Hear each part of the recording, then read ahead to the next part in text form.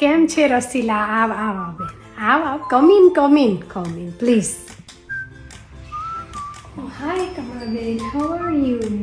This is for you. Very nice, very nice. Now spill the tea. Spill the tea. Spill the tea. Spill the tea. Yes, you know, spill the tea.